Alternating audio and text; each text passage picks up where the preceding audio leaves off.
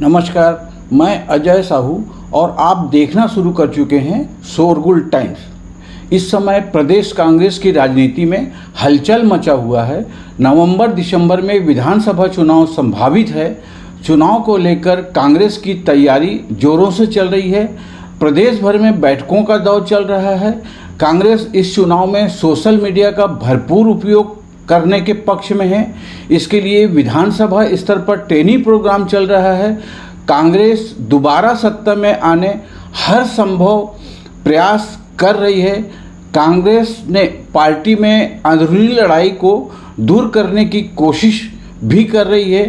विधानसभा चुनाव से ठीक 4 महीना पहले टी.एस. सिंहदेव को डिप्टी सीएम बनाया गया है। इसके पीछे भी कांग्रेस की एक सोची समझी राजनीति है। डिप्टी सीएम पद भले ही संवैधानिक नहीं है, बावजूद सीएम बघेल द्वारा हाशिया पर धकेले गए सिंहदेव को कांग्रेस ने यह जिम्मेदारी देकर साधने की कोशिश की है। सीएम बघेल और सिंहदेव के बीच जारी अदृश्य मनमुटाव के चलते पार्टी 2 गुटों में बटी नजर आ रही थी। ऐसे में कांग्रेस का पूरा फोकस चुनाव से पहले इस गुटबाजी को खत्म करना है।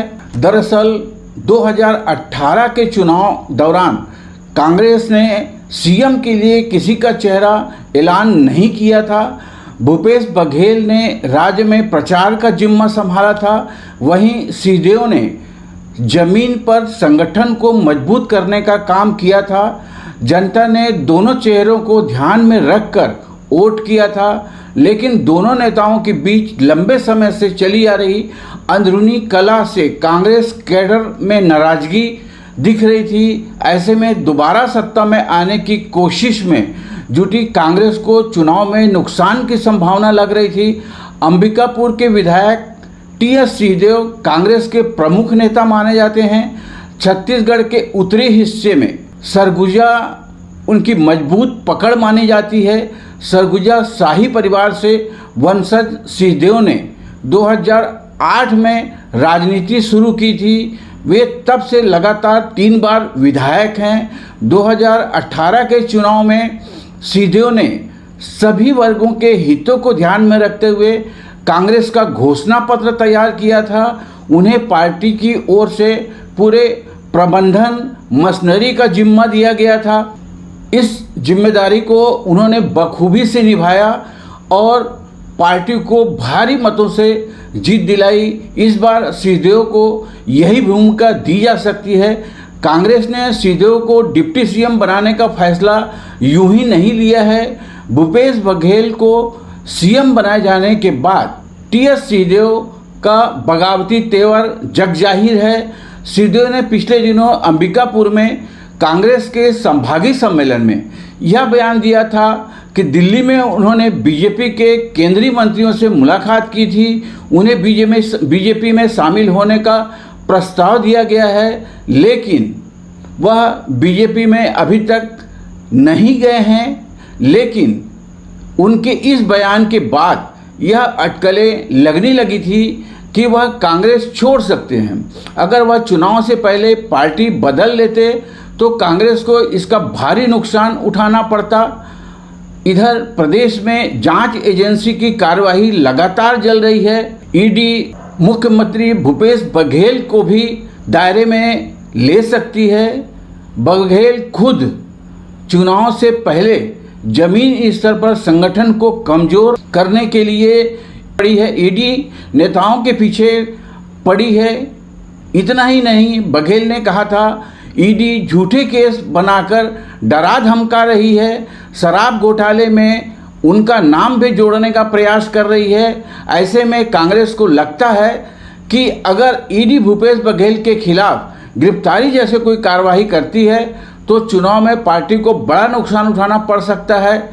इसी बात को ध्यान में रखते हुए कांग्रेस ने प्री डैमेज प्लान के तहत टी.एस. सिंहदेव को ये अहम पद दिया है।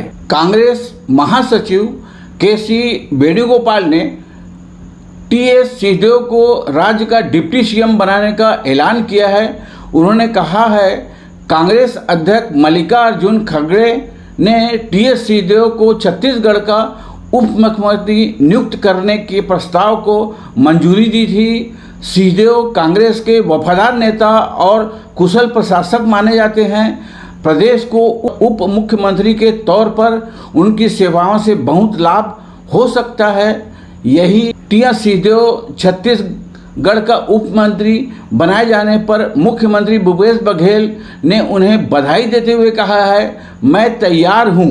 सिंहदेव को उप मुख्यमंत्री बनाने के रूप में दायित्व के लिए बधाई एवं शुभकामनाएं। डिप्टी सीएम होने पर टी.एस. सिंहदेव ने कहा कि हमें सभी को साथ लेकर आगे बढ़ना है और राज्य में चुनाव होने तक इस सीमित समय के भीतर अधूरे काम को पूरा करना है। इससे इस संभावना को बल मिल रहा है कि टी.एस. सिंहदेव को चुनाव से पहले खुश करने के लिए उप मुख्यमंत्री का पद की जिम्मेदारी एक सोची समझी राजनीति के तहत दी गई है।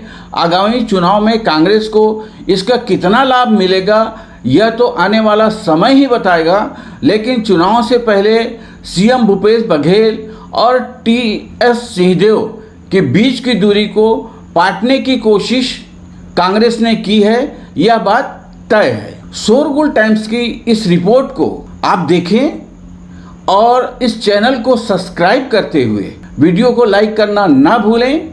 नमस्कार, धन्यवाद।